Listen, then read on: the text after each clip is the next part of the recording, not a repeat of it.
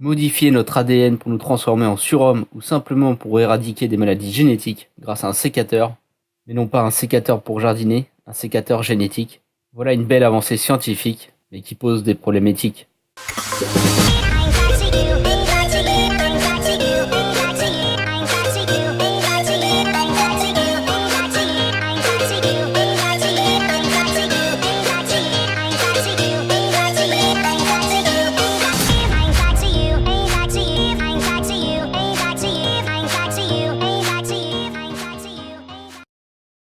Petit rappel de SVT.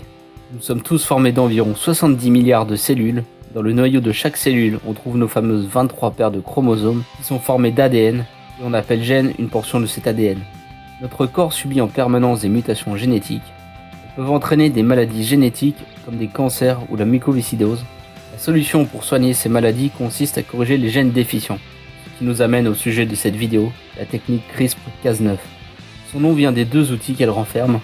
La première est la protéine Cas9, une protéine découpeuse d'ADN. La seconde, ou plutôt les secondes, sont les CRISPR, des séquences répétitives d'ADN qui guident l'enzyme Cas9 vers la section d'ADN que l'on souhaite découper.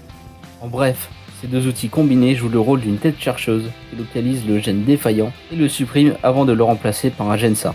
L'opération consiste tout d'abord en un prélèvement des cellules malades afin d'identifier le gène responsable de la maladie, puis avec l'injection dans le corps du patient du sécateur génétique et du ou des gènes sains.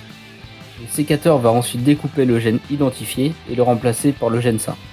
Cette technique s'utilise tant sur les organismes animaux comme l'homme que sur les végétaux et les micro-organismes. Vous vous posez sûrement la question si oui ou non elle a déjà été appliquée sur un être humain. Pour l'instant, des expérimentations ont été réalisées sur des cellules de bactéries et d'animaux, qui se sont avérées fructueuses, contrairement aux essais sur des embryons humains effectués par des chercheurs chinois qui ont été peu concluants. Cette technique étant encore trop immature pour la complexité du génome humain. Les avantages de cette avancée technologique sont nombreux. La principale est bien évidemment d'éradiquer les maladies génétiques, comme les cancers, la mucoviscidose, l'hémophilie ou encore l'Alzheimer, ce qui n'est pas rien. En gros, de rendre l'être humain plus résistant pour rallonger son expérience de vie. Mais elle pourrait aussi permettre aux scientifiques d'insérer les gènes de leur choix dans un génome. Récemment, une équipe américaine a réussi à rendre un moustique résistant au paludisme pour qu'il transmette ce gène à l'ensemble de l'espèce et ainsi d'éradiquer cette maladie. Cependant, jouer avec le génome n'est pas sans risque. Les scientifiques s'inquiètent déjà des répercussions sur le plan éthique, car cette invention pourrait être déviée de son utilisation première en opérant des modifications génétiques non nécessaires. Il faut bien avouer que ça fait rêver de pouvoir sélectionner nos propres caractéristiques et devenir un surhomme. Mais nous ne sommes pas dans Captain America, il est dangereux de jouer avec nos gènes. Et pouvoir modifier n'importe quel gène signifie aussi pouvoir modifier les gènes des cellules reproductives, et ainsi de réaliser des modifications héréditaires non voulues. Espérons que cette invention restera entre de bonnes mains.